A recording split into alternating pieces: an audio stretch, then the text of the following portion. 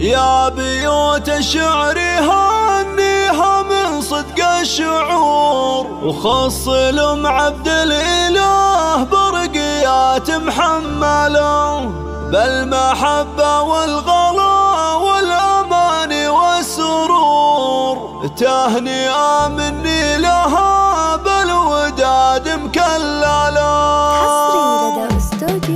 يا بيوت الشعر هنيها من صدق الشعور، وخص لأم عبد الإله برقيات محملة بالمحبة والغلا والأمان والسرور. تهنئة مني لها بالوداد مكللة، باسمي وانا أم عليها المعاني والسطور. لك يا أم عبد الإله من خفوق مرسلة، يوم فرحة بنتك الفارقة زين وحضور.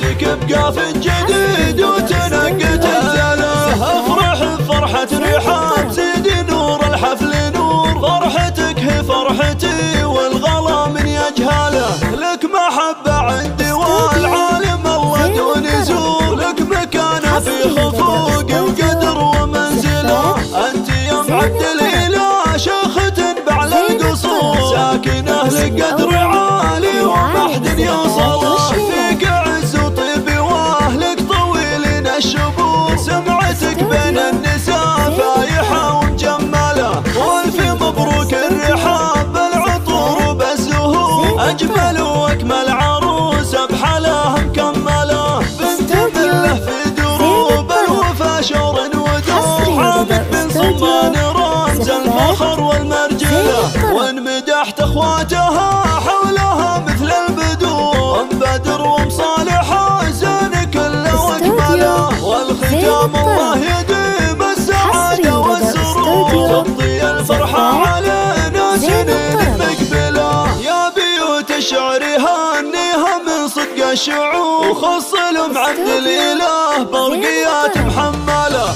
بالمحبة والغلا والأمان والسرور. تهنئة مني لها بالوداد مكللة، باسمي وانا أم عليها المعاني والسطور. لك يا أم عبد الإله من خفوق مرسلة، يوم فرحة بنتك الفارقة زين وحضور. جئتك بقاف جديد وتنقت الزله، افرح بفرحة رحاب زيدي نور الحفل نور. فرحتك هي فرحتي والغلا من يجهله، لك محبة عندي والعالم الله دون زور. لك مكانة في خفوق وقدر ومنزله، انت يا ام عبد الإله شيخة بعلى القصور. ساكنة لك قدر عالي وما حد يوصله، فيك عز وطيب واهلك طويلين الشبور. سمعتك بين النساء فايحة ومجملة، والف مبروك الرحاب بالعطور وبالزهور. اجمل واكمل عروسة بحلاها مكملة، بنت